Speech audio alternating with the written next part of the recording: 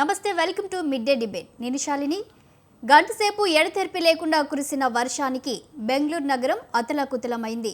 వరదలు ముంచెత్తాయి. జనజీవనం అస్తవ్యస్తమైంది. దేశంలోని సిలికాన్ వ్యాలీ పరిస్థితి ఇది. చెన్నై, ముంబై, హైదరాబాద్ నగరాల పరిస్థితి కూడా ఇందుకు భిన్నంగా ఉండదు. ఈ మెట్రో సిటీలో వర్షం పడితే చాలు, ఆ నీరు నగరం వెలుపలికి వెళ్లడం లేదు. దీంతో వర్షం అంటే మెట్రో వాసులు భయంతో వణికిపోయే పరిస్థితి. వాహనదారులకు చుక్కలు కనిపిస్తాయి. గత కొన్నేళ్లుగా మెట్రో నగరాల్లో ఇదే పరిస్థితి. ఈ పరిస్థితిలో మార్పు రావడం లేదు. వరద నీటి పారుదల వ్యవస్థ మెరుగుపడడం లేదు. ఇదిలాగే కొనసాగాల్సిందేనా? ఇంకెన్నాళ్ళు ఈ పరిస్థితి?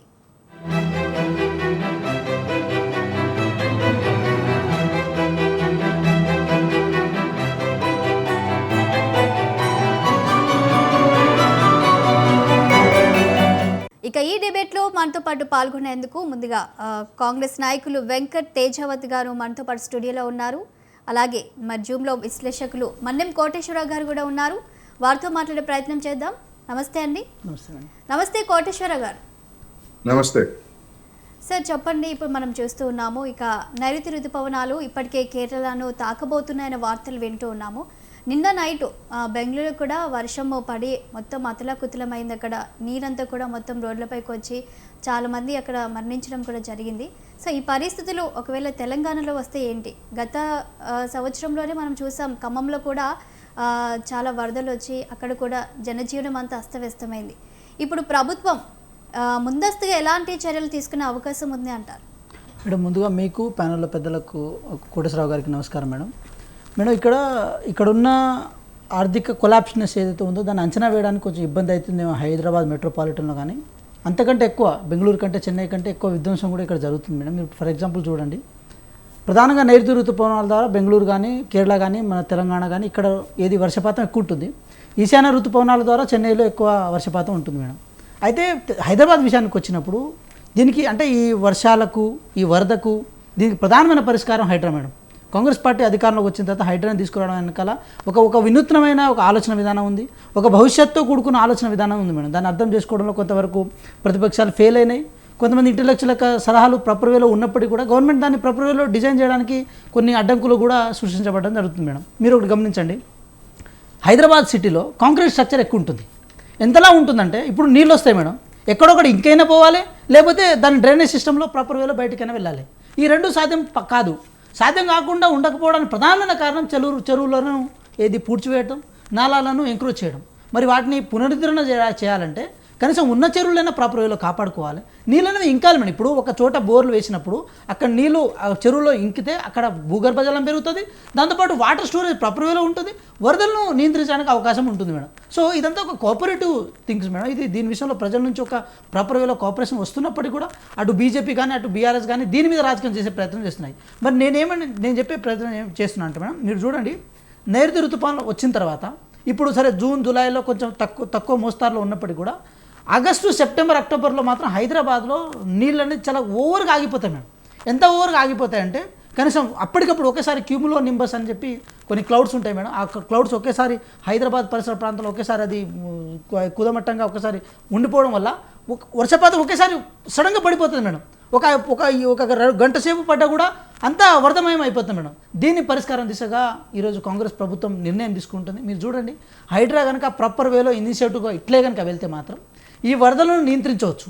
ఎట్ ద సేమ్ టైము మీరు చూడండి, హైదరాబాద్లో జనసాంద్రత అనేది చాలా ఓవర్గా ఉంటుంది. మేడం, అంటే 1 కిలోమీటర్ రేడియస్లో ఎక్కువ మంది ఒకే చోట నివసించి ఉండడం వల్ల ఏమవుతుందంటే కార్లు కానీ, లేకపోతే బండ్లు కానీ, లేకపోతే అంటే ఆ సిస్టమ్ ఏదైతే ట్రాన్స్పోర్ట్ మోడ్ ఉందో ఆ మోడ్ ఎక్కువగా యూటిలైజ్ చేసుకుంటాం. సో మెట్రో ఒక పరిష్కారం, దాంతోపాటు ఇది గవర్నమెంట్ పబ్లిక్ ట్రాన్స్పోర్ట్ ఒక పరిష్కారం. ఇవన్నీ పరిష్కారం అయినప్పటికీ కూడా ఈ వరదలను, ఈ ట్రాఫిక్ని ఒక ఘాట్న మనం చేర్చినప్పుడు ఏమైందంటే దీన్ని ఒక సమూలమైన పరిష్కారం ఏ విధంగా దొరుకుతుందంటే కేవలం ఈ రెండు అంశాలు. మేడం, ఇక్కడున్న నీళ్లను బయటికి ప్రాలదోలడం కోసం ఏది మన నాలా సిస్టమ్ మంచిగా ఉండాలి, ఇక్కడున్న నీళ్లను ఇంకడం కోసం చెరువులు మంచిగా ఉండాలి. మీరు చూడండి, సరే హైదరాబాద్ ఈ రింగ్ రోడ్లు మొత్తం లోపల కొంచెం కష్టంగా ఉన్నప్పుడు కూడా హైదరాబాద్ రింగ్ రోడ్ బయటికి దాటిన తర్వాత కూడా ఆ సిస్టాన్ని ప్రాపర్ వేలో కనుక ఇప్పుడు భవిష్యత్ తరాలు కనుక ఎస్టాబ్లిష్ చేయకపోతే నెక్స్ట్ మనం నీళ్లను మురికి రూపంలో చూస్తాం. ఆ మురికి నీళ్ళే వరద రూపంలో మళ్ళీ ఇళ్లలోకి వస్తాయి. మేడం, సో ఇది మాత్రం అంటే అటు జనాల నుంచి ప్రజల నుంచి ఒక సానుకూల స్పందన రావాలి, ప్రభుత్వం కూడా ప్రాపర్ వేలో ఇనిషియేటివ్ తీసుకుంటుంది. ఇప్పుడు డిబేట్లో కూడా ఇంటలెక్చువల్స్ ఉన్నారు, వాళ్ళ యొక్క సలహాలు సూచనలు కూడా ప్రభుత్వానికి కావాలి. ఈ హైడ్రాని ప్రాపర్ వేలో కనుక ఇంప్లిమెంట్ చేస్తే మేడం, హైడ్రా అంటే కేవలం ఏదో ఎంకరేజ్ చేసిన వాళ్ళని కూల్చివేత మాత్రమే అనుకుంటున్నారు. కానీ వాటర్ రిసోర్సెస్ మీద ఒక సస్టైనబుల్ ఒక ప్యాత్ ఏదైనా ఉందంటే అది హైడ్రానే మేడం. దాన్ని అర్థం చేసుకోవడంలో ప్రతిపక్షాలు ఫెయిల్ అయినాయి. గత 10 సంవత్సరాలు కూడా అదే దాన్ని ఎంకరేజ్ చేసుకుంటూ వచ్చారు. ఆ ఎంకరేజ్మెంట్ని మళ్ళీ ఇట్లాగే మేము ఎంకరేజ్ చేసుకుంటూ కనుక పోతే మాత్రం ఈ హైదరాబాద్ సిటీకి భవిష్యత్తు ఉంటుందని కాంగ్రెస్ పార్టీ ప్రభుత్వం నమ్ముతుంది మేడం.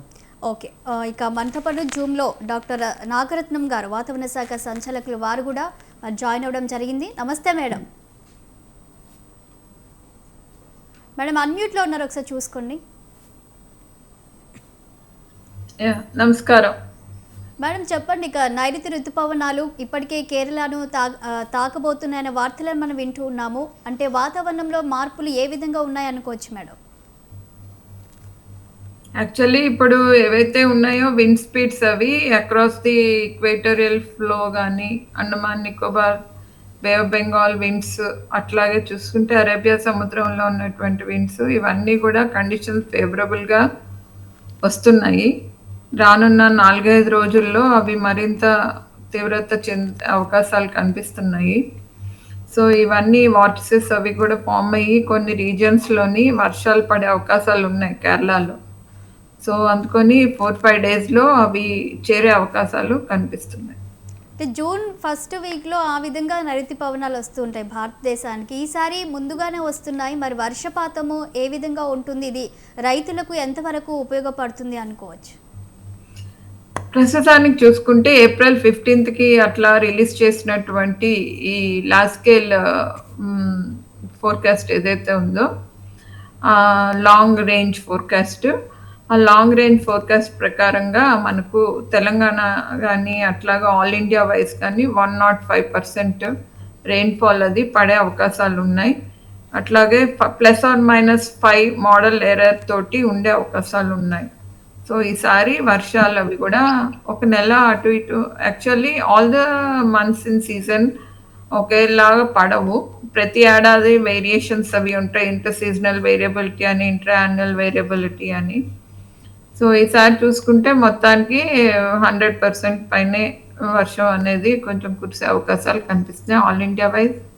తెలంగాణలో కూడా ఏప్రిల్ 15న విడుదల చేసినటువంటి లాంగ్ రేంజ్ ఫోర్కాస్ట్ ప్రకారంగా ఈ వర్షాలు అవి ఈసారి బాగానే ఉండే అవకాశాలు ఉన్నాయి రానున్న సీజన్లో. ఓకే, కోటేశ్వర గారు సార్ మీరు చెప్పండి, ఇక నైరుతి ఋతుపవనాలు ఇప్పటికే కేరళను తాకబోతున్నాయి, ఇక తెలంగాణలో కూడా వర్షాలు పడబోతున్నాయనే వార్తలను అయితే మనం వింటూ ఉన్నాము. అయితే ఈ వర్షాలు రైతులకు మంచి శుభవార్తనే చెప్తున్నాయా? రైతులకే కాదు, అందరికీ శుభవార్త. ఎందుకంటే పట్టణాలు లేదా గ్రామీణ ప్రాంతాల్లో మంచినీటి కొరత కూడా అనేక చోట్ల ఉన్నటువంటి ప్రాంతాలన్నిటికీ కూడా వర్షాలు పడటం అనేటువంటిది ఎంతో రిలీఫ్ గా ఉంటుంది. సకాలంలో తగిన విధంగా మన మేడం గారు చెప్పినట్టు వర్షం పడితే అది వ్యవసాయ రంగానికి ఎంతో మేలు చేస్తుంది. వ్యవసాయ రంగానికి మేలు చేయడం అంటే దేశ రాష్ట్రాల ఆర్థిక వ్యవస్థను కూడా అది మంచిగా తయారు చేస్తున్నది. బెంగళూరు వరదలు లేదా అటువంటి పరిస్థితి వస్తే తెలంగాణలో కావచ్చు, హైదరాబాద్ లో కావచ్చు, మరొక పట్టణంలో కావచ్చు అనేటువంటి ఎట్లా అనేది సమస్య. గతంలో కృష్ణా గోదావరి డెల్టా ప్రాంతాల్లోనే ఎగువ ప్రాంతాల్లో భారీ వర్షాలు పడినప్పుడు అసాధారణ రీతిలో వరదలు వచ్చి గ్రామాలే మునిగిపోవటం అనేటువంటిది మనం చూసాం. ఆ సమయంలో తెలంగాణలో ఉన్నటువంటి వాడికి ఏమిటి వరదలు ఎలా వస్తాయా, వరదలు వస్తే గ్రామాలు మునిగిపోతాయా అని ఆశ్చర్యంగా ఉంటాయి. ఎందుకంటే తెలంగాణ పీఠభూమిలో ఉంది కనుక అలాంటి వరదలు వచ్చేటువంటి అవకాశం లేదు కనుక, అంతకు ముందు అటువంటి పరిస్థితి లేదు కనుక అటువంటి అభిప్రాయంతో ఉన్నటువంటి వాడు హైదరాబాద్ లో జరిగినటువంటి పరిణామాలు చూసిన తర్వాత, ఆ తర్వాత వరంగల్లో జరిగినటువంటి వరదలు దాని నష్టాలు చూసిన తర్వాత వరదలు రావడానికి ఎక్కడైనా అవకాశం ఉంటుంది.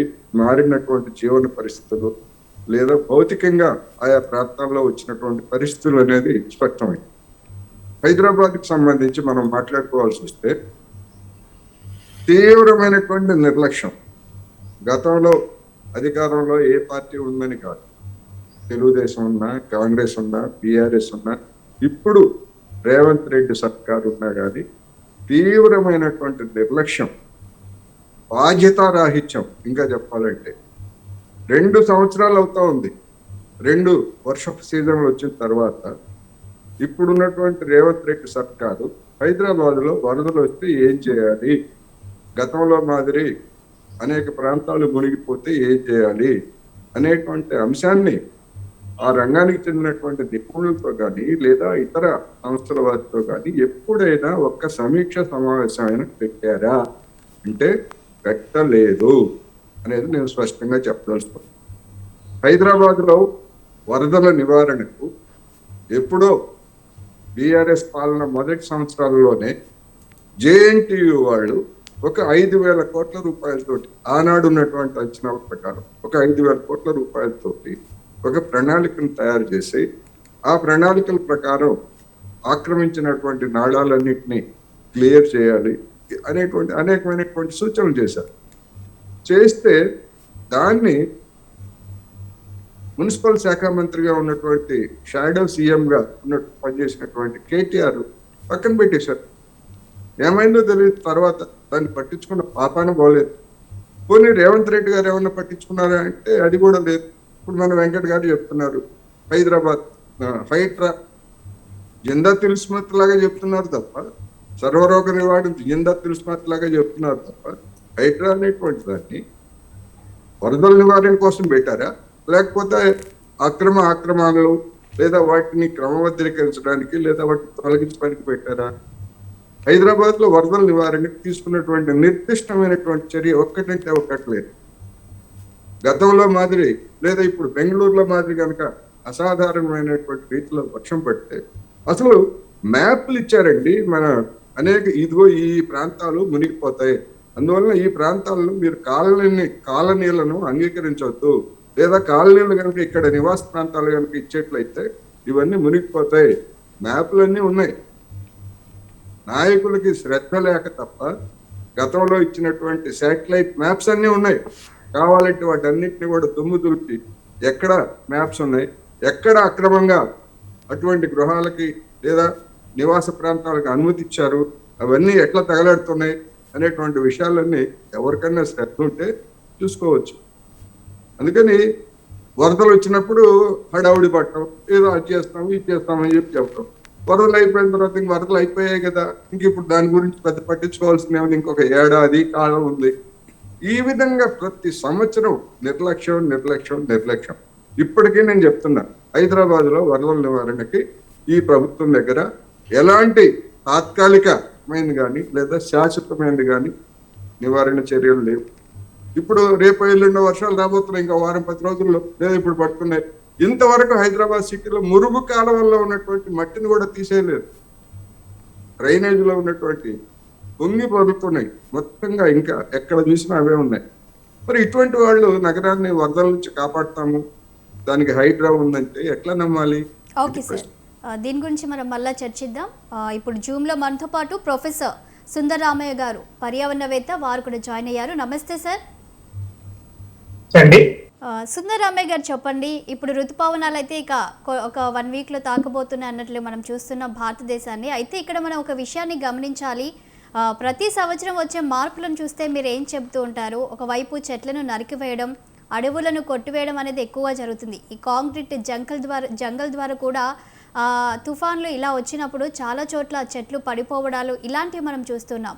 మరి వీటి ప్రభావం కూడా ఇప్పుడు వచ్చే వర్ష ప్రభావం ఏమైనా ఉంది అనుకోవచ్చా?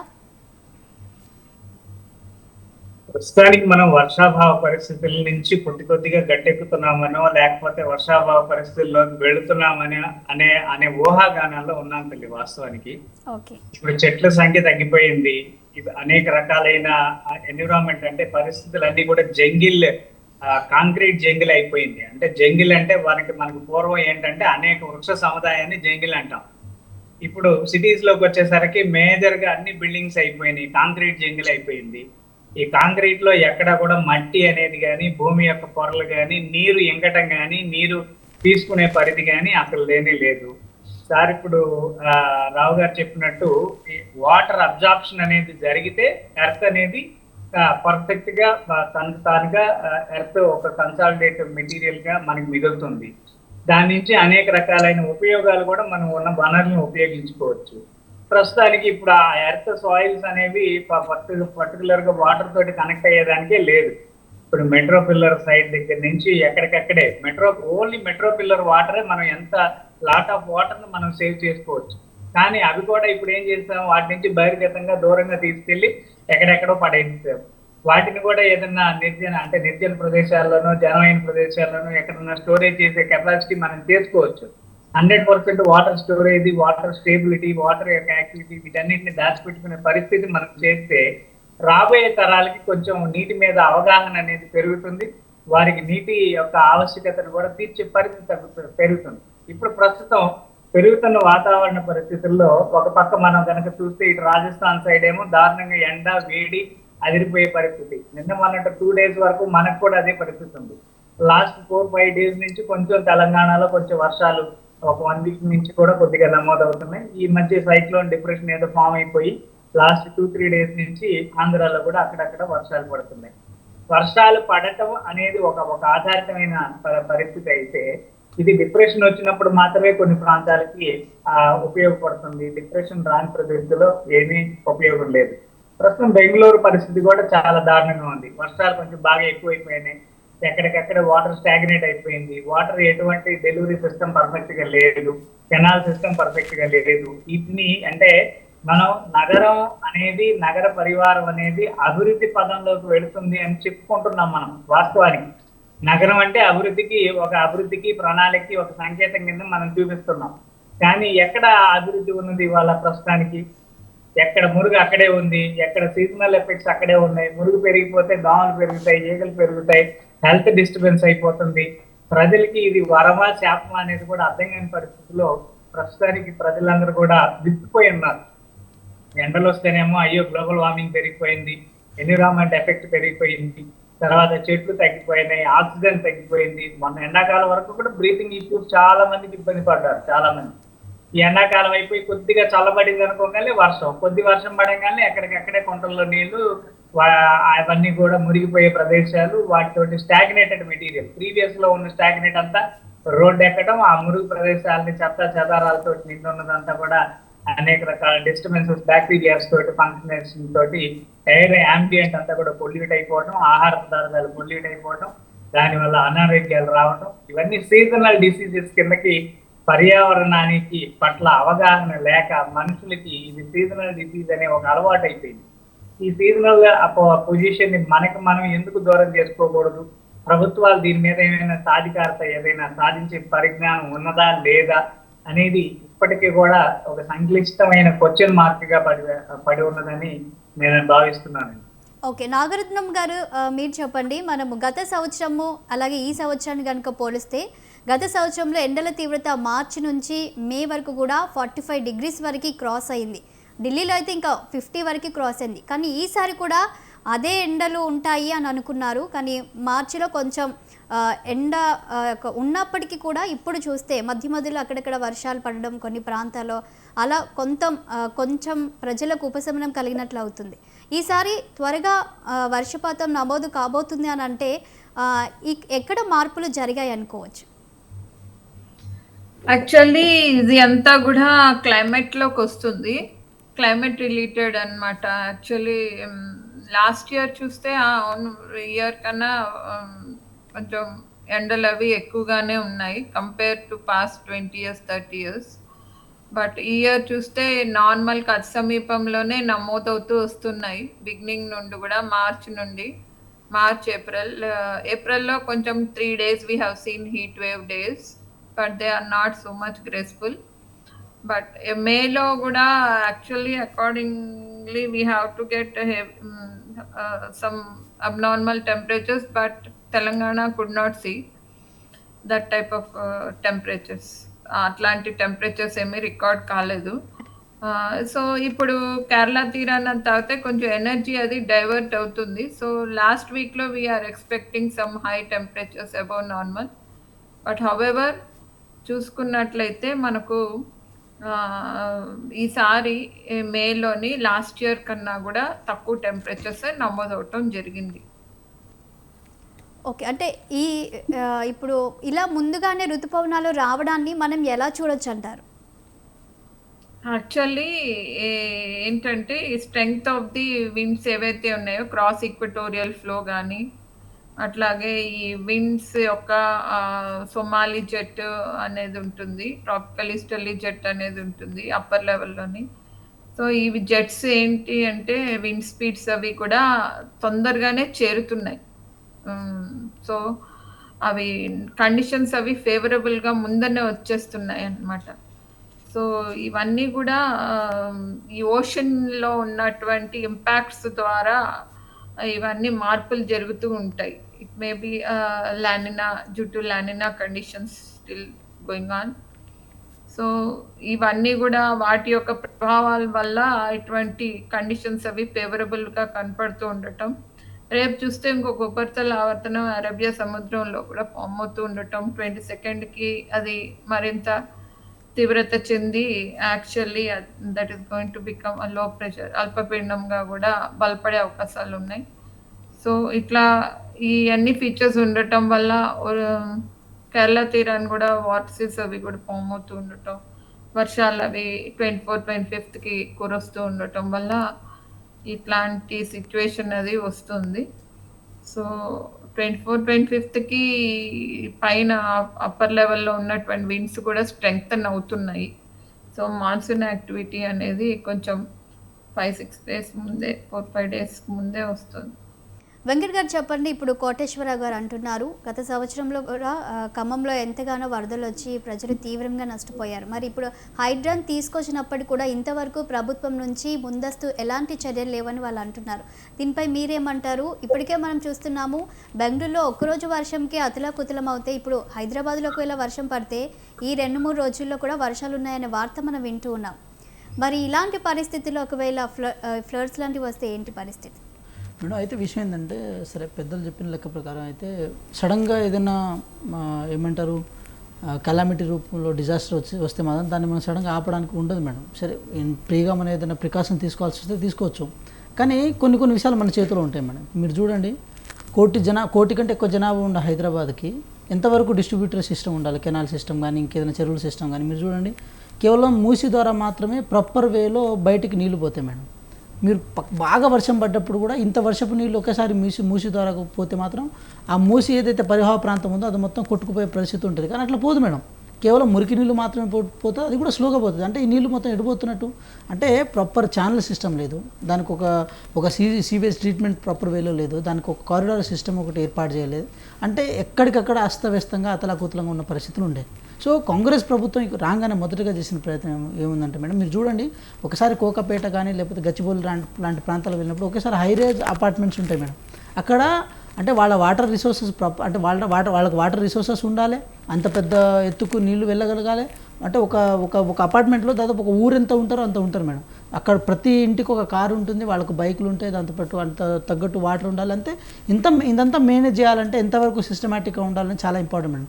అందుకోసమే గవర్నమెంట్ దాన్ని ప్రధానంగా కన్సర్న్ తీసుకొని ఈ డెన్సిటీని మీరు కొంచెం ఏమంటారు మేడం, కొంచెం డీసెంట్రలైజేషన్ కావాలి. డీసెంట్రలైజేషన్లో భాగంగా కొంచెం ఈ ఇళ్ళ ప్రక్రియ ఏదైతే ఉందో దాన్ని కొంచెం ఇది విస్తారంగా కట్టుకునే ప్రయత్నం చేయాలని చెప్పి అవుటర్ రీజనల్ రింగ్ రోడ్ ఒకటి ఏర్పాటు చేసి కల్వకుర్తి, ముచ్చర్ల లాంటి ప్రాంతాల్లో ఒక 4th సిటీని ఎస్టాబ్లిష్ చేసి అటువైపు మీరు వెళ్ళండి. ఇక్కడే చెరువుల చుట్టే ఉండి, చెరువుల దగ్గరే ఉండి దాన్ని ఆక్రమించుకుంటూ వాటి చుట్టే ఉండాలనుకోవడం ఏదైతే ఉందో దానివల్ల ఈ భవిష్యత్ తరాల వాళ్ళకు ఈ నీళ్లను అందివ్వలేము, ఈ వనరులను అందియలేము, ఈ అంశాలను కూడా అందియలేమని చెప్పే కారణం చేత దాన్ని కొంచెం డీసెంట్రలైజ్ చేసే ప్రయత్నం చేస్తున్నారు మేడం. సో ఇదంతా కొంచెం అర్థం కావాలంటే కూడా ఇప్పుడు మేధావులు ఉన్న డిబేట్లో కాబట్టి వాళ్ళకు ఈ విషయాలు అర్థమవుతాయి, వాళ్ళు ఏది ప్రాపర్ వేలో టీచ్ చేయడానికి గైడ్ చేయడానికి వీలు ఉంటుంది. కానీ దీని రాజకీయ కోణంలో ఎప్పుడైతే మనం ఆలోచించి చూస్తాం మేడం, దానికి ప్రాపర్ వేలో సొల్యూషన్ దొరకదు. ఇప్పుడు మీరు చూడండి, ఇది మాట వరుసకుంటున్నా, దాని రాజకీయ కోణం నేను చూడదలుచుకోలేదు, కానీ ఈటల రాజేంద్ర గారు లాంటి పెద్ద మనిషి మూసి విషయంలో, హైడ్రా విషయంలో దానికి రాజకీయం చేసే ప్రయత్నం చేస్తున్నారు. కానీ అదే పెద్ద మనిషి ఏం చేస్తాడు, మన మిషన్ కాకతీయలో భాగంగా చెరువుల పునరుద్ధరణ జరగాలని చెప్పి హరీష్ రావు గారు లాంటి పెద్ద మనిషి ఆర్టికల్స్ రాస్తే ఈయన ఆర్థిక శాఖ మంత్రిగా ఉంటే దాన్ని ప్రాపర్ వేలో నిధులు కేటాయిస్తారు. నీటిపారుదల శాఖ నుంచి, ఆర్థిక శాఖ నుంచి దాన్ని వాళ్ళు గొప్పగా క్లెయిమ్ చేసుకుంటారు. కానీ ఆ పనిని మేము సిస్టమేటిక్గా చేసే ప్రయత్నం చేసినప్పుడు మాత్రం మాకు ఎన్నో ఇబ్బందులు, అడ్డంకులు ఉంటాయి. మీరు చూడండి మేడం, ఇక్కడ కాంగ్రెస్ ప్రభుత్వం చేస్తున్న ఈ విషయంలో పర్టికులర్గా చేస్తున్న హైడ్రా అంటే దాన్ని ఎందుకు మేము ఇన్సిస్ట్ చేసి చూపించే ప్రయత్నం చేస్తున్నామంటే హైడ్రా అనేది ఒక కేవలం ఏదో ఇల్లు కట్టడం కూల్చడం ఇది కాదు మేడం, అది ఒక సోషల్ ఇంపాక్ట్. ఒకప్పుడు ఏది చెరువు పక్కన ఇల్లు కట్టంగానే ఏది లేక్ వ్యూ ఆ విజన్తో ఎక్కువ పైసలు పెట్టి గజానికి ఎక్కువ పైసలు పెట్టి స్క్వేర్ ఫీట్కి ఎక్కువ పైసలు పెట్టి కొనేటోళ్ళు. ఇప్పుడు ఉందా మేడం ఇది? అంటే చెరువుల మీద కానీ నీళ్ళ మీద కానీ ఒక కన్సర్న్ ఏర్పడ్డది, మనకు బాధ్యత ఏర్పడ్డది. ఈ బాధ్యత భవిష్యత్ తరాల వాళ్ళకు ఉండాలి. ఉండాలంటే దాన్ని ఏం చేయాలి, చాలా స్ట్రిక్ట్గా దాన్ని మెయింటైన్ చేయాలి. అందుకే ఒక పోలీస్ స్టేషన్ సపరేట్గా ఏర్పాటు చేయడం జరిగింది మేడం. ఇప్పుడు పెద్దవాళ్ళు చెప్పినట్టు ఐఎండి అంటే ఏది ఇండియన్ మెట్రాలజికల్ డిపార్ట్మెంట్ సంబంధించిన కొన్ని టెక్నికల్ ఇష్యూస్ వాళ్ళు చెప్పారు, ఎల్నినా కానీ లానినా కానీ కొన్ని చెప్పారు. అంటే వాటి మీద ప్రాపర్ వేలో ప్రికాషన్ తీసుకోవాల్సిన బాధ్యత ప్రభుత్వాలకు ఉంటుంది. ఒక ప్రభుత్వంగా ఇన్ కేసు ఇది హైదరాబాద్ రాష్ట్రంలో డిజాస్టర్, ఇప్పుడు ఖమ్మంలో డిజాస్టర్ వచ్చింది మేడం, చాలా ఘోరంగా వచ్చింది. అక్కడ ఆకేరు కానీ మున్నేరు కానీ ఇలా అన్ని వాగులన్నీ ఒకేసారి కొట్టుకు రావడం వల్ల అక్కడ పరిసర ప్రాంతాలన్నీ ఆగమైపోయినాయి. మీరు చూడండి, కొంచెం ఇది చెరువు లోపలికి అక్కడ మున్నేరని ఉంటుంది మేడం, మున్నేరు ఖమ్మంలో లోపలికి ఇల్లు కట్టుకోవడం వల్ల ఆ ఇల్లు లేకుండా పోయినాయి. రేపు అదే పరిస్థితి హైదరాబాద్లో వస్తుంది. అదే పరిస్థితి అంతకంటే ఎక్కువగా దిగజారిపోతున్న కారణం చేత గవర్నమెంట్ ఇంత స్ట్రిక్ట్గా ఉంది.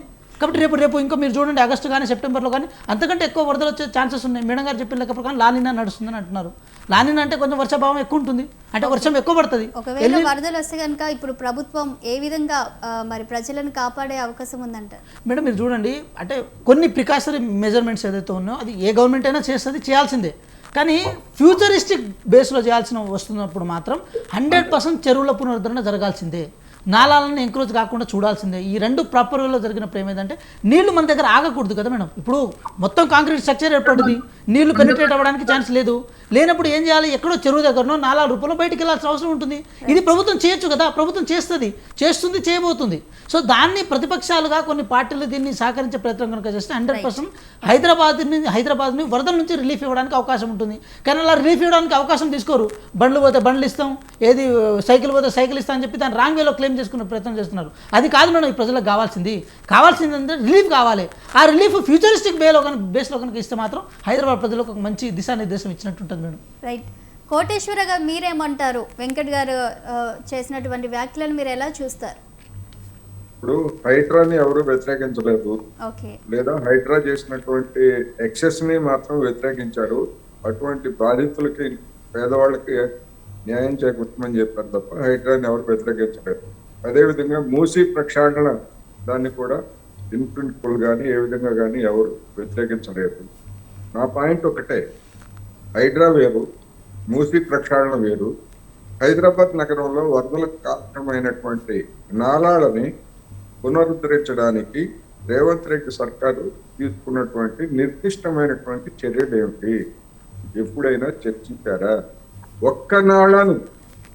ఒక్క నాళ్ళనైనా అధికారానికి వచ్చిన తర్వాత ఇంతవరకు క్లియర్ చేసి ఇదిగో ఈ విధంగా మేము క్లియర్ చేస్తాము మిగిలినటువంటి నాళాలని, జనం మీరు మాకు సహకరించండి, రాజకీయ పార్టీల వాళ్ళని పట్టించుకోవద్దని చెప్పేసి చూపించుకోవడానికి ఒక్కటైనా ఉన్నదా అనేది నా ప్రశ్న. అందువలన వేరే పథకాలు వద్దంటే అనట్లేదు.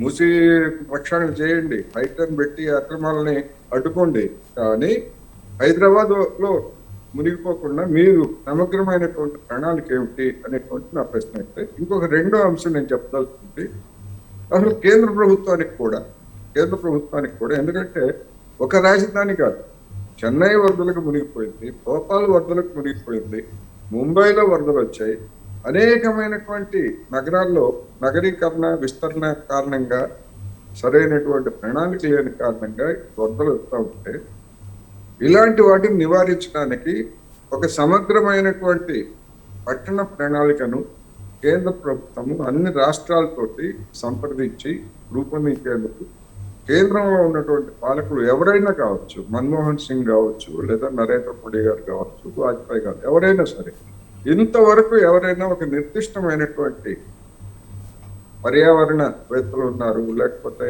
అనేకమైనటువంటి నిపుణులు ఉన్నారు, వాళ్ళందరినీ సంప్రదించి ఇదిగో పట్టణీకరణ పెరుగుతూ ఉంది, ఈ పెరుగుతున్నట్టు దాంతో కొత్త సమస్యలు ఎదురవుతున్నాయి. గతంలో నదీ పరివాహక ప్రాంతాలు లేదా ముఖ్యంగా డెల్టా ప్రాంతాల్లోనే వరదలు ఉంటే ఇప్పుడు పట్టణాల్లో కూడా వరదల సమస్య వచ్చింది. ఈ వరదల నివారణకి ఏమి చేయాలి, దీనికి ఏమైనా ప్రత్యేకమైనటువంటి నిధులు కేటాయించాలి ఏమిటి అనేటువంటిది ఎవరైనా, ఏ ప్రభుత్వం కానీ, ఏ ప్రధానమంత్రి కానీ, ఏ ముఖ్యమంత్రి కానీ ప్రతి వాళ్ళు వదిలేశారు, అంతే గాలికి వదిలేశారు జనాన్ని. ఇప్పుడు హడావుడి చేస్తున్నారు ఏదైనా జరిగితే రాజకీయపరమైనటువంటి విమర్శలు. ఇప్పటికైనా ఏమైనా చర్య తీసుకున్నారా అంటే చర్య తీసుకోవాలి. బెంగళూరు అదే పరిస్థితి, హైదరాబాద్ అదే పరిస్థితి. మొన్న మొట్టమొదటిసారిగా విజయవాడకి ఆ బుడమేరు అనేటువంటిది అది కృష్ణానదిలో కలవదు, విడిగా వెళ్ళిపోతుంది. ఆ బుడమేరు అనేటువంటి దానికి కూడా వచ్చి మొత్తం ఆ బుడమేరు ప్రాంతంలో ఉన్నటువంటి నివాసాలన్నింటినీ కూడా ముంచేయడాన్ని మనం చూసాం. ఇప్పుడు విజయవాడ కూడా రాజధానిగా అయిపోయింది. వరదల రాజధానుల్లో విజయవాడ కూడా చేరింది. అందువల్ల పట్టణాలన్నింటికి కలిపి ఒక సమగ్రమైనటువంటి ప్రణాళికను కూడా రూపొందించాల్సినటువంటి అవసరం ఉన్నది. హైదరాబాద్కి సంబంధించి తక్షణమే రాష్ట్ర ప్రభుత్వం ఇప్పటికిప్పుడు ఏదో చేస్తారనేటువంటి భ్రమలు నాకైతే ఏమీ లేవు, కానీ తరువాత అయినా కానీ చేపట్టడానికి అవసరమైనటువంటి ప్రణాళికలు, ముఖ్యంగా నాళాలని ఆక్రమణలను తొలగించేటువంటి కనీస కార్యక్రమం. ఎన్ని నాళాలను ఆక్రమణలు తొలగించింది బయట చెప్పమానండి. ఒక్క నాళాన్ని క్లియర్ చేశాము, ఫలానా నాళాన్ని ఇక్కడి నుంచి ఇక్కడ ఉన్నటువంటి నాళాలో ఇన్ని ఆక్రమణలు ఉన్నాయి, వీటన్నిటిని క్లియర్ చేశామని చెప్పేసి హైదరాబాద్ కానీ లేదా ముఖ్యమంత్రి గారు చెప్పమానండి. ఎక్కడ అటువంటిది ఏమీ లేదు. ఇవల్ల చిత్తశుద్ధి ముఖ్యం. లేకపోయేట్లయితే రాబోయే 2-3 రోజుల్లో హైదరాబాద్ లో ఉన్నటువంటి వాళ్ళు వరదలకు మునిగిపోతారు. తర్వాత పోయినసారి మునిగిపోయినప్పుడు ఏ విధమైనటువంటి ప్రయత్నం నడిచిందో పిఆర్ఎస్ ప్రభుత్వ హయాంలో కొంతమంది బాధితులకి ఓట్ల కోసం డబ్బులు ఇచ్చారు, తర్వాత ఇస్తా ఉన్నారు, తర్వాత మోడీ చేయి చూపించారు. అందుకని ఒక దుర్భరమైనటువంటి పరిస్థితుల్లో ఇవాళ నగర ప్రజలు ఉన్నారు అనేది చెప్పారు. సుందరరామయ్య గారు, మీరు చెప్పండి. ఇప్పుడు మనం ఋతుపవనాల మీద ఆధారపడకుండా నీటి వనరుల ద్వారా ఏమైనా మార్పులు చేసుకోగలమా? ఖచ్చితంగా మార్పులు చేసుకోవచ్చు. ఇప్పుడు ప్రస్తుతానికి ఏంటంటే, ఒకప్పుడు వర్షాభావ పరిస్థితులు మనకి అంటే బాగా ఇబ్బంది పెట్టే పరిస్థితి. వర్షం లేక నీటి ఆధారితంగా ఉండి వాటర్ హౌస్ లో కూడా వాటర్ లేక, స్టోరేజ్ హౌస్ లో అసలు వాటర్ లేక, పంప్ హౌస్ లో లేక మనం ఆ నది జలాలు మావి ఈ నది జలాలు మావి అని కొట్టుకునే పరిస్థితి కూడా వచ్చింది మనకి అనేక రాష్ట్రాలతో, మనతోటి ఇతర రాష్ట్రాలతో. ఆ పరిస్థితి నుంచి ఇప్పుడు వర్షం ఎక్కువైతేనేమో వరదల ప్రభావంతో, పీడిత ప్రభావంతో ఇబ్బంది పడతా ఉన్నాం. వర్షం లేకపోతే పీడిత ప్రభావంతో చెప్పమనండి మీడియాకి. ఈ రెండు విషయాల్లో మనం కాంక్రీట్ వాల్యూస్ ఏం చేస్తున్నాము అనే దాన్ని చాలా ఇంపార్టెంట్ గా అర్థం చేసుకోవాల్సిన అవసరం ఉంది. సగటున ఒక చదరపు మీటర్ కి 1000 లీటర్ల వర్షపాతం మనకు నమోదవుతుందండి. యావరేజ్ సంవత్సరం మొత్తం మీద మనకు పడే వర్షాన్ని సగటున ఒక చదరపు మీటర్ని, 1 మీటర్ ప్లేస్ తీసుకుంటే 1000 లీటర్ల వాటర్ దాంట్లో దొరుకుతుంది మనకి. ఈ 1000 లీటర్ల వాటర్ అంటే ఒక 5000 చదరపు అడుగులో లేకపోతే 1000 చదరపు అడుగులు ఇంటి వ్యక్తికి కూడా సుమారు 1000 × 1000 equal to up to 1 lakh litre వరకు కూడా ఆయనకి వాటర్ ప్లస్ దొరుకుతుంది. ఇంత వాటర్ ని ఆయన ఎక్కడో ఒక చాట స్టోరేజ్ లోనో ఇంకొక దాంట్లోనో స్టోరేజ్ చేసుకొని వాడుకోగలిగితే ఎవరికి వాళ్ళకే ఇది ఒక గొప్ప వనరుగా మారుతుంది. కానీ ఇంత సామాన్యుడు చేయలేడు. ఒక ఇల్లు కట్టుకునే దానికే ఆయనకి అదిరిపోతా ఉంది. ఆయన కష్టము, ఆయన నష్టాలు, ఆయన అన్నిటికీ ఇదైపోతా ఉంది. And rural water supply management మీద ఆధారపడి ఉన్నారు అందరూ కూడా. మున్సిపల్ వాటర్ ఏది ఇస్తే అదే తీసుకునే పరిధిలో ఉన్నాం. సో ఇప్పుడు సామాన్యుడు చేసుకోలేని పరిధిని ప్రభుత్వం చేయాల్సిన ఆవశ్యకత ఉంది. ఈ ప్రభుత్వం కూడా ఇలా చెయ్యాలంటే అప్రాక్సిమేట్ ఇప్పుడు మనకి ఓవరాల్ గా మనకి హైదరాబాద్ 650 కిలోమీటర్ యావరేజ్ ఉంది. దీంట్లో యావరేజ్ 0.8 సెంటీమీటర్ వర్షం పడ్డా లేకపోతే 1 సెంటీమీటర్ వర్షం పడ్డా కానీ it is equal to 520 millions half litre, trillions half litre వరకు కూడా మనకి యావరేజ్ రెయిన్ వాటర్ వస్తుంది. అంటే ఇది మనం క్యూసెక్ లోనో వీటిలో కనుక చెప్పుకున్నట్లయితే ఇంచుమించు ఒక సాగర్ డ్యామ్ అంత వాటర్ వస్తా ఉంది. ఇంత వాటర్ ని మనం ఎక్కడ మనం స్టోరేజ్ చేసుకోవాలి, ఏం చేయాలి అనే దాంట్లో ప్రణాళిక ఉండాలి. ఇప్పుడు ప్రస్తుతం అసలు వాటర్ ని స్టోరేజ్ చేసే దానికన్నా ముందర అసలు ఉన్న వాటర్ కెనాల్ నుంచి బయటికి వెళ్ళేదానికి కూడా సిటీలో చాలా పెద్ద సమస్య అయిపోయింది. ఇప్పుడు మురుగు కాలువలు పెరిగిపోయినాయి, కెనాల్లో పారిశుద్ధ్యం పర్ఫెక్ట్ గా లేదు, ఆ కెనాల్ డైవర్షన్ కరెక్ట్ గా లేదు, కెనాల్ వాటర్ అనేది పొరలిపోతా ఉన్నాయి. రోడ్లు విస్తరణ చాలా అంటే తక్కువగా జరుగుతున్నా, ఎక్కువ జరుగుతున్న రోడ్లు విస్తరణ కార్యక్రమాలు మళ్ళా కెనాల్ మళ్ళా పెంచుకోవాల్సిన ఆవశ్యకత ఏర్పడుతుంది. వీటిలో చాలా ప్రభావకరమైన పరిస్థితి వస్తా ఉంది. అంటే ప్రభుత్వం ఎలా అయితే డెన్సిటీ పెరుగుతా ఉందో, పీపుల్ డెన్సిటీ పెరుగుతా ఉందో, దానికి తగ్గట్టుగా మనం అనేక రకాలైన వాతావరణ పరిస్థితులను అనుకూలం చేసుకొని వాటన్నిటిని ఎస్టిమేట్ చేసుకొని దానికి తగిన విధంగా నిర్మాణాలను కనుక చేపట్టినట్లయితే దీని మీద ఒక ప్రత్యేకమైన టీం ఉండాలి. ఎలా అయితే మనం ఇప్పుడు పర్యావరణ అంటే లోకల్ గా ఉండే వనరుల్ని, చెరువుల్ని, నాళాలని కాపాడే పరిస్థితికి ఒక టీం ఉన్నదో, ఇలాంటి జాతీయ విపత్తులు కూడా ఏదైనా సంభవించినప్పుడు వీటి మీద కూడా పర్టికులర్ గా టీం ఉండాలి. దానికోసం కొంచెం కాన్సన్ట్రేట్ చేసి ఆ టీమ్స్ అన్ని కూడా వీటిని అవగాహన చేసి రెస్క్యూ ఆపరేషన్ టైంలోనే టీం వచ్చి ఊరక కన్నీళ్లు తుడిచిపోయేటప్పుడు అలాంటి పరిధి కాకుండా రెగ్యులర్ మానిటరింగ్ అనేది జరగాలి. వర్షాభావ పరిస్థితి వచ్చినప్పుడు కూడా వాళ్ళకి యావరేజ్ వాటర్ని ఫెసిలిటేట్ చేయగలగాలి. అండ్ వర్షం ఉన్న పరిస్థితిలో హెవీ రెయిన్స్ వచ్చినప్పుడు కూడా వాటిని కంప్లీట్ గా ఆ ఫ్లడ్ నుంచి ఫ్లడ్ అవుట్ చేసుకొని బయటపడే మార్గాల్ని ఆలోచించాలి. ఇది ఇక్కడి నుంచి సంక్లిష్టమైన పరిస్థితి అవుతుంది. ఇది ప్రతి నగరంలో, నాట్ ఓన్లీ ఫర్ హైదరాబాద్, ఇది మెట్రోపాలిటన్ సిటీస్ ఇప్పుడు మనకి ప్రముఖంగా ఏదైతే 15-16 మెట్రోపాలిటన్ సిటీస్ ఉన్నాయో భారతదేశ వ్యాప్తంగా, సుమారు 22 ఉన్నాయి అనుకుంటా. ఈ 22 మెట్రోపాలిటన్ సిటీస్ లో కూడా ఇదే పరిధి కొనసాగుతూ ఉంది. దీనికి తగ్గట్టుగా కాలుష్య కారకాలు పెరుగుతా ఉన్నాయి, భారధాతువులు నీటిలో జాయిన్ అవుతా ఉన్నాయి, అనేక రకాల బ్యాక్టీరియా ఎఫెక్ట్స్ వస్తా ఉన్నాయి. వాటి వల్లే ఇప్పుడు కోవిడ్ మళ్ళా వస్తా ఉంది, రీఎంట్రీ వస్తా ఉంది అని చెప్పేసి మళ్ళా మనం చెప్పుకుంటున్నాం. ఇలాంటి ప్రమాదవశాత్తు ఏదో మనకి మనం తెచ్చుకున్నాము అనేది ఒక పద్ధతి, ఎన్విరాన్మెంటల్ ఎఫెక్ట్ చేసినట్టు ఇంకొక పద్ధతి. ఈ పర్యావరణ రక్షిత విభాగం అనేది ఒక పర్టికులర్ విభాగం అనేది ఉన్నట్లయితే మానవాళికి ఇది పర్టికులర్ గా మంచి చేయడానికే పర్యావరణం అంటే మానవాళికి మంచి చేసేదే. దాంట్లో హెచ్చుతగ్గులు ఉంటాయి. ఆ హెచ్చుతగ్గులు మనం క్యాలిక్యులేట్ చేసుకొని మానిటరింగ్ చేసుకొని వాటిని ప్రజలకు ఒక రక్షణ విభాగాన్ని కనుక పెట్టి మానిటరింగ్ అంటే ఆ వ్యవస్థని ఇంప్లిమెంట్ చేయగలిగితే హైడ్రా కన్నా 100 రెట్లు పేరు తీసుకొస్తుంది ప్రభుత్వానికి. ఏ ప్రభుత్వానికైనా సరే, పర్టికులర్ గా ఒక ప్రభుత్వం గురించి మనం చెప్పట్లేదు. ఇది సెంట్రలైజేషన్ కనుక జరిగి దీనికి స్టేట్ సెంట్రలైజేషన్ రెండింటికి 2 విభాగాలుగా కనుక పెట్టుకున్నట్లయితే వీళ్ళు జాతీయ విపత్తులు వచ్చినప్పుడు, రాష్ట్ర విపత్తులు వచ్చినప్పుడు వీళ్ళు కలిసి కూడా ఇంకా ప్రథమంగా అక్కడ అటెండ్ అయినట్లయితే ప్రతి ప్రజలకి అంటే ప్రజలందరికీ కూడా ఇది ప్రతి ఒక్క వ్యక్తికి కూడా ఇది చాలా మంచి విలువనిచ్చినట్లు ప్రభుత్వం సైడ్ నుంచి గుర్తింపు బాగా వస్తుంది. ప్రతి ఒక్క ప్రజలు కూడా ఆనందంగా ఉండగలరని నా విశ్వాసం. ఓకే, నాగరత్నం గారు మీరు చెప్పండి. ఇప్పుడు మనం వింటూ ఉన్నాము, ఇక ఎలాగో ఋతుపవనాలు రాబోతున్నాయి, వర్షం కూడా సజావుగా పడుతుందని ఆలోచనలో ఉన్నాం. కాకపోతే మనము ఒక్కసారి బెంగళూరు విషయాన్ని చూస్తే మాత్రం అకాలంగా వర్షాలు పడడం వల్ల ఇప్పుడు బెంగళూరు అస్తవ్యస్తంగా మారింది. అంటే అకాల వర్షాలు రావడానికి గల కారణాలు ఏంటి? కొన్నిసార్లు అతివృష్టి, అనావృష్టి అని కూడా మనం చూస్తున్నాము. వీటికి గల కారణాలు ఏంటి అనుకోవచ్చు?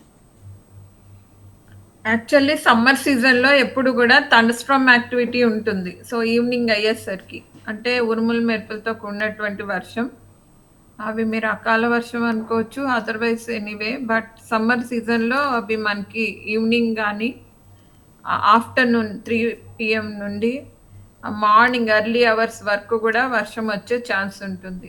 అది అంతా కూడా it is the process of convection అంటాము.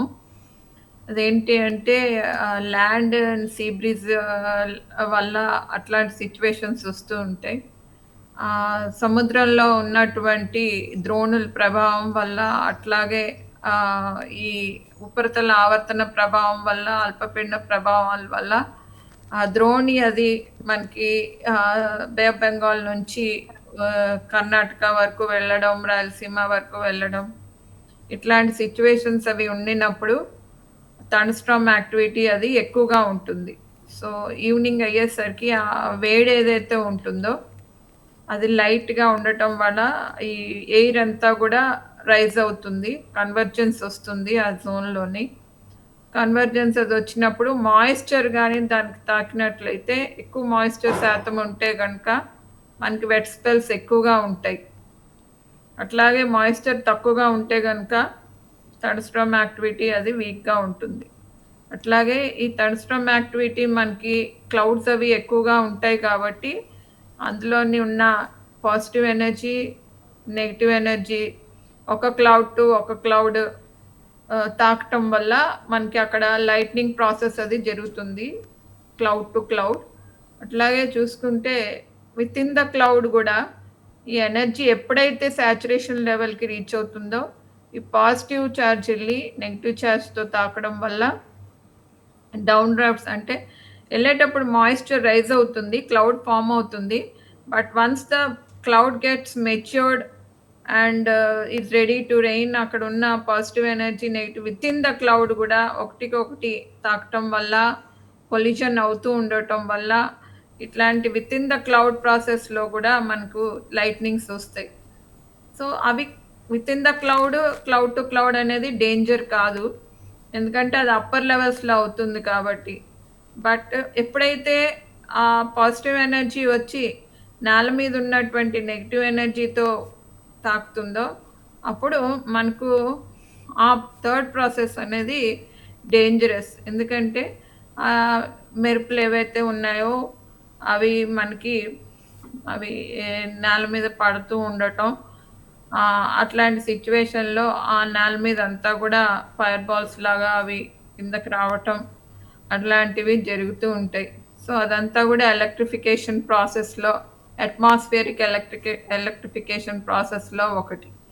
సో ఇట్లాంటి జరిగినప్పుడు ఆ ప్రదేశాల్లోని కొంచెం డేంజర్ సిచ్యువేషన్స్ వస్తూ ఉంటాయి. సో ఎప్పుడైతే సివియర్ థండర్స్టార్మ్ యాక్టివిటీ అది వస్తుందో ఆరెంజ్ వార్నింగ్స్, రెడ్ వార్నింగ్స్ అవి కూడా ఆ రీజన్లో అలర్ట్స్ చేయటం జరుగుతూ ఉంటుంది.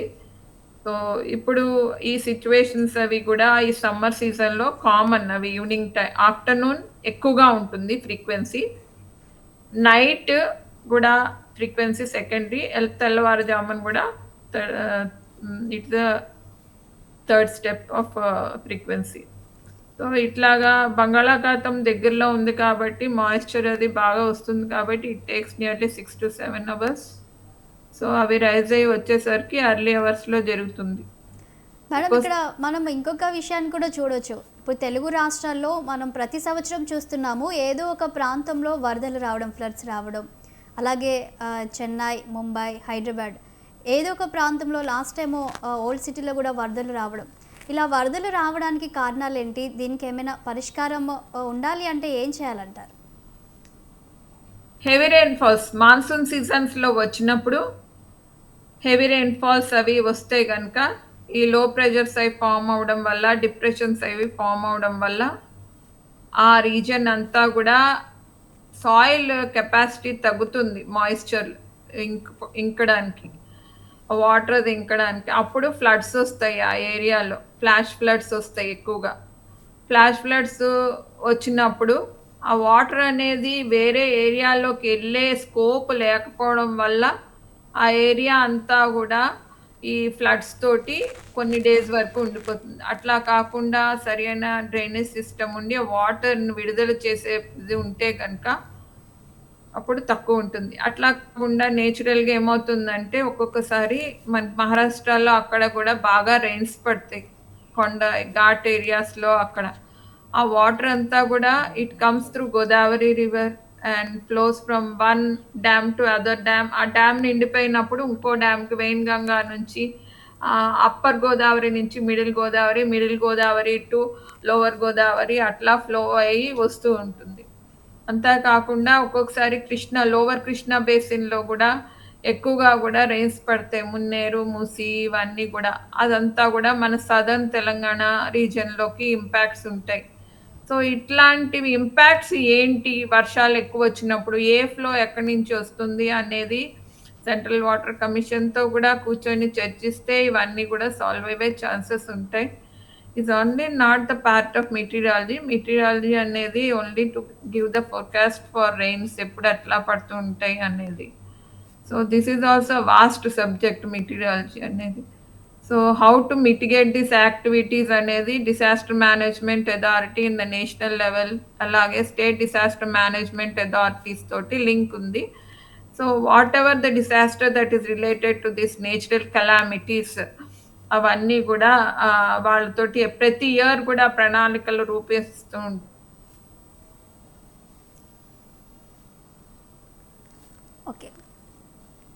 చర్చించడం జరిగింది. హీట్ వేవ్ కూడా ఒక బుక్ అనేది రిలీజ్ చేయడం జరిగింది మినిస్టర్ గారి ఆధ్వర్యంలోని. సో ఇట్లాంటివన్నీ కూడా అప్డేట్స్ ఏవైతే ఉంటాయో ఎన్డిఎంఏ నుంచి కానీ అవన్నీ కూడా ఎస్డిఎంఏ ద్వారా అమలు పరుస్తూ ఉంటాం. మా సైడ్ కూడా what are the products, updated products అవి ఉంటాయో అవి కూడా ఎప్పటికప్పుడు కూడా విడుదల చేసి పబ్లిక్కి ఇది న్యూ అనేది కూడా చెప్పడం జరుగుతుంది. మీడియా ద్వారా కూడా అందరికీ చెప్పడం జరుగుతుంది. మేడం, గతంలో ఋతుపవనాలు ఎప్పుడైనా తొందరగా వచ్చాయా? ఒకవేళ వస్తే అప్పటి పరిస్థితులను ఇప్పుడు పరిస్థితులను కంపేర్ చేస్తే ఇప్పుడు రాబోయే పరిస్థితులు ఎలా ఉంటాయి అనుకోవచ్చు? Not every early monsoon is a successful monsoon year, or there also deficit years కూడా ఉన్నాయి. తెలంగాణ వైజ్ కానీ అప్పట్లో ఉన్న ఆంధ్రప్రదేశ్, హోల్ ఆంధ్రప్రదేశ్ చూసుకున్న ఇట్లాంటి సిచ్యువేషన్స్ వచ్చినాయి, చాలా ఉన్నాయి ఎర్లీ మాన్సూన్ ఇయర్స్ పాస్ట్ 100 yearsలో తీసుకుంటే. But all years or not normal years, all years or not excess years, neither deficit years. అలాగే మనం ఇక్కడ చూసినట్లయితే మేడం, ఇప్పుడు ఒక ప్లేస్లో వర్షం పడింది అనుకోండి, దానికి సమీపంలో ఉన్న ఇంకో ప్లేస్లో వర్షం పడదు. ఫర్ ఎగ్జాంపుల్ ఇప్పుడు పంజాగుట్టలో వర్షం పడుతుందంటే బేగంపేటలో వర్షం పడదు. దీన్ని ఎలా చూడాలంటారు? అంటే వాతావరణంలో ఈ విధంగా సంభవించడాన్ని, ఈ మార్పులను ఎలా చూడాలంటారు? ఇవి మార్పులు కాదండి, దిస్ ఈజ్ రెయిన్ఫాల్ వేరియబిలిటీ అంటాం. టెంపరేచర్ అనేది ఒక ఏరియా ఒక 10 kilometers అట్లాగా సేమ్గా ఉండొచ్చు. బట్ 1 kilometerకి రెయిన్ఫాల్ వేరియేషన్స్ చాలా ఎక్కువగా ఉంటాయి. ఎందుకంటే అది క్లౌడ్ మీద ఆధారపడి ఉంటుంది. అక్కడ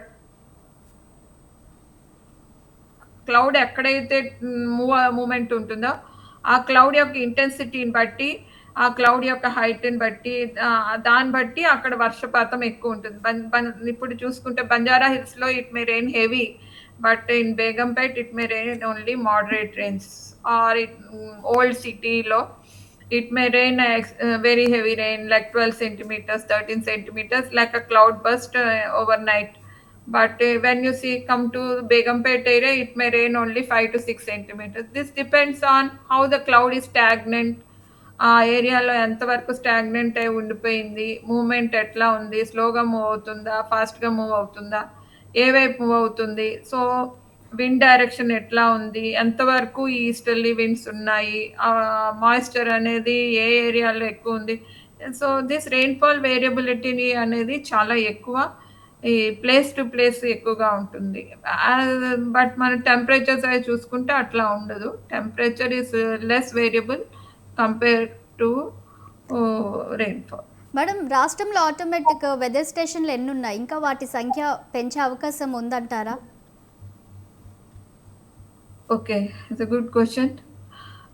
We have come over to ARGs, మాకు 50 వరకు ఉన్నాయి IMDB, and we have nearly 27 automatic weather stations of IMD, and we are also using state network automatic weather stations. అక్కడ కూడా 1300 వరకు ఉన్నాయి. సో ఇవన్నీ కూడా వాడుతూ ఉంటాం. ఇప్పుడు అలాగే చూస్తే మనం బెంగళూరులో వాతావరణ సూచనలు 15 నిమిషాలకు ఒకసారి ఇస్తూ ఉంటారు. ఇప్పుడు హైదరాబాద్లో సూచనలు వాతావరణ శాఖ నుంచి ఎన్ని నిమిషాలకు సూచనలు ఇస్తూ ఉంటారు? ఎంత గ్యాప్ ఉంటుంది? మేము I don't think IMD is giving 15 minutes forecast because IMD is a national thing that అందరూ కూడా యూనిక్ గానే ఫాలో అవుతూ ఉంటాం. రాబోయే వర్షపాతం may be Bengaluru, it may be Kolkata, or it may be Hyderabad, or it may be Vijayawada. So at present we are issuing nowcast which is 1 hour to 3 hours, and shortened forecast 7 days before information istam, 3 days ahead a more accurate forecast. Then extended range forecast అనేది 4 weeks కోసారి monthly forecast ఇస్తూ ఉంటాం. Every weekly update availability ఉంటుంది. అంతేకాకుండా మధ్యలో medium range forecast every 10 days మాకు forecast availability ఉంటుంది చేతిలో, దాన్ని అప్డేట్ చేస్తూ ఉంటాం ఎవ్రీ డే. సైక్లోన్స్ అవి వచ్చినప్పుడు కానీ, డిప్రెషన్స్ అవి ఫామ్ అయినప్పుడు కానీ. బట్ 15 minutes ఫోర్కాస్ట్ అనేది ఇప్పటిదాకా IMD అయితే ఇవ్వలేదు. It may be some private agency in consultation with that Bengaluru is getting, but IMD has not pointing to that still yet. Okay madam, ఇప్పుడు రాబోయే పరిస్థితులను వర్షపాతం ఒకవేళ ఎక్కువగా నమోదైందంటే ఈ వర్షం పట్ల ప్రజలు, ప్రభుత్వాలు ఏ విధంగా అప్రమత్తంగా ఉండాలంటారు? ఒక నిమిషంలో చెప్పండి. పాడన్? ఇప్పుడు నెక్స్ట్ వర్షాకాలం కాబట్టి ఇటు ప్రభుత్వాలు అలాగే ప్రజలు ఏ విధంగా అప్రమత్తంగా ఉండాలంటారు? అప్రమత్తంగా ఉండాలని ప్రజలు ఎందుకు ఉండాలండి అప్రమత్తంగా? First of all, whatever the forecast and warnings that we are issuing through SDMA or through the collectors or district, they have to be alert and give alerts to the public and to the user community. It may be agriculture, it may be a normal man or anyone else or any sector. So ee forecast warnings ఆ customise ప్రోడక్ట్స్ని ఆ user community use చేసుకోవాలి. ఇప్పుడు public ఇచ్చిన forecast public వాడుకుంటూ ఉండాలి. ఇక్కడ వర్షాలు అవి పడుతున్నప్పుడు అవి వాళ్ళు అప్రమత్తతగా ఉండాలి. వాళ్ళు ఆ పై అధికారులు ఇచ్చిన సూచనల మేరకు ఇక్కడికి వెళ్ళొద్దు, జాగ్రత్తగా ఉండండి, ఈరోజు వర్షం పడుతుంది, మీ ఏరియా అంతా కూడా నీట మునిగే అవకాశం ఉంది అన్నప్పుడు ఆ విధంగా పాటించాలి. ఓకే సార్, మీరు చెప్పండి, రాబోయే పరిస్థితులను ప్రభుత్వం ఏ విధంగా ఎదుర్కోబోతుంది ఒక మాటలో? మేడం ఒకటే మేడం, సరే టెక్నాలజికల్లీ వాళ్ళు ఏదైతే డిపార్ట్మెంట్స్ ఉంటాయో ఐఎండీ కానీ లేకపోతే స్టేట్ డిపార్ట్మెంట్ కానీ వాళ్ళు ప్రాపర్ వేలో కోఆర్డినేట్ చేస్తారు. బట్ ప్రికాషనరీ మెజర్మెంట్ విషయంలో భాగంగా ప్రజలకు అది ట్రాఫిక్ విషయంలో కానీ లేకపోతే వరదల విషయంలో కానీ వాళ్ళకి ఇబ్బంది రాకుండా అయితే ప్రభుత్వం తప్పకుండా మెజర్మెంట్ తీసుకుంటుంది. దాంట్లో భాగంగా హైడ్రా కూడా ప్రాపర్ వేలో హెల్ప్ అయితే చేస్తుంది మేడం. బట్ మేమేమంటున్నాం అంటే మేడం, దీన్ని ఒక శాశ్వత పరిష్కారం రావాలంటే మాత్రం హైడ్రా మాత్రం బలపడాలి. అదేవిధంగా ప్రజలు కూడా ఆలోచన విధానంలో కూడా కొంత మార్పు రావాలని అయితే చెప్తున్నాం. కోటేశ్వరరావు గారు, మీరు చెప్పండి సార్, రాబోయే పరిస్థితులను ప్రభుత్వం ఏ విధంగా ఎదుర్కోవాలి, ఎలాంటి చర్యలు తీసుకోవాలంటారు? ఒక్క మాటలో చెప్పండి సార్. వాతావరణ శాఖ ఇచ్చేటువంటి సూచనలని జనం దగ్గరికి తీసుకెళ్ళడానికి అవసరమైనటువంటి పద్ధతులని, అంటే వాళ్ళకి సులభంగా అర్థమయ్యేట్లు లేదా ప్రమాదాన్ని గుర్తించేట్లు చేసే విధంగా ప్రభుత్వాలు ముఖ్యంగా అధికార యంత్రాంగం చర్యలు తీసుకోవాలి. అదేవిధంగా ఇంతకు ముందు చెప్పినట్టుగా అత్యవసర పరిస్థితుల్లో ఏదైనా ఎక్కడైనా మునకలు ఏర్పడేట్లయితే దాన్ని నివారించడానికి ఏం చర్యలు తీసుకోవాలనేటువంటి ముందస్తుగానే, ఎట్లాగైతే మొన్న డ్రిల్ ఎట్లాగైతే నిర్వహించారో, ఒకవేళ యుద్ధం వస్తే ఏ విధంగా తప్పించుకోవాలి ఏమిటనేటువంటి నిర్ణయించారు. అటువంటి అప్రమత్తత ఎక్కడైతే వరదలు మునకలు వచ్చేటువంటి ప్రాంతం ఉందో ఆ ప్రాంతంలో ఉన్నటువంటి సిబ్బంది చేత డ్రిల్ చేయించాలి ఈ వారం 10 రోజులు అనేది నేను సందర్భంగా చెప్పలేదు. సుందర రామయ్య గారు, మీరు కన్క్లూడ్ చేయండి ఒక నిమిషంలో. పర్యావరణం పట్ల అవగాహన కలిగి ఉండాలి ప్రతి సామాన్యుడు మొట్టమొదటిగా. రెండోది, వాతావరణంలో అనుకూల ప్రతికూల పరిస్థితులు ఎప్పుడు వస్తూనే ఉంటాయి. ఇది సహజంగానే జరుగుతుంది. మన పూర్వీకుల జనరేషన్ నుంచి ఇప్పుడు జనరేషన్ వరకు కూడా జరుగుతుంది. ఎన్నో రకాల భౌగోళిక అంశాలు మార్పులు చేర్పులు చెందుతూ ఉన్నాయి. దానిలో టెక్నాలజీస్ కూడా అడ్వాన్స్డ్ ఫోర్కాస్ట్ టెక్నాలజీస్ ఇంకా రావాల్సిన ఆవశ్యకత ఉంది. ఇప్పుడు రీసెంట్ గా మనకి లాంచ్ చేసిన రాకెట్ కూడా అలాంటి వాటిని, అంటే భూ యొక్క కక్షల్ని, భూమిని బాగా అబ్జర్వేషన్ చేసే సెన్సార్స్ తోటి మనకి నిగూఢమైన ఇంకా విస్తృతమైన సమాచారాన్ని అందించేదానికి ఎన్నో శాటిలైట్స్ నిర్మాణం కూడా మనం చేసుకుంటున్నాం. టెక్నాలజీలో కొంచెం ముందుకు వెళ్తూనే ఉన్నాం. సో ఈ విధానాల్లో ఇంకా అడ్వాన్స్డ్ టెక్నాలజీ, అంటే ఇప్పటి వరకు కూడా యాక్యురసీ టెక్నాలజీ ప్రికాషన్ బేస్ లో కానీ ఇంకొక దానిలో కానీ మనం కంప్లీట్ గా యాక్యురసీని చేసే విధానంలో పూర్తిగా లేమనేది నా యొక్క మనవి. దీన్ని ప్రభుత్వం కూడా గమనించి ప్రజలకి ఇంకా చేరువలో, ప్రజలకి అవసరమైన విధి విధానాల్లో ప్రభుత్వం కూడా ఇంకొంచెం చొరవ తీసుకొని ప్రజలకి అన్ని అవసరాలను తీర్చగలదని నేను మనవి చేస్తా ఉన్నాను ప్రభుత్వానికి. ఓకే, థ్యాంక్ యూ అండి. అందరికీ డిబేట్లో పార్టిసిపేట్ చేసిన డాక్టర్ నాగరత్నం గారికి, మన్నే కోటేశ్వరరావు గారికి, అలాగే ప్రొఫెసర్ సుందరరామయ్య గారికి అండ్ వెంకట్ తేజావత్ గారికి అందరికీ కూడా నమస్కారం అండి. ఇది వాళ్ళ మిడ్ డే డిబేట్. చూస్తూనే ఉండండి స్వతంత్ర న్యూస్.